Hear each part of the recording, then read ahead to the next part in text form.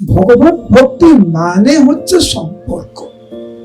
ভগবত ভক্তি মানে হচ্ছে ভগবানের সাথে নিবিড় সম্পর্ক, প্রেমের সম্পর্ক, ভালোবাসার সম্পর্ক। ভগবত ভক্তি মানে হচ্ছে ভগবানের দিব্য নামের সাথে আমাদের সম্পর্ক।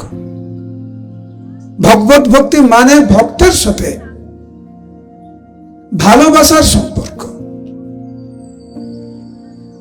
ভগবত ভক্তি মানে হচ্ছে ধামের সাথে সম্পর্ক। আবার বলি,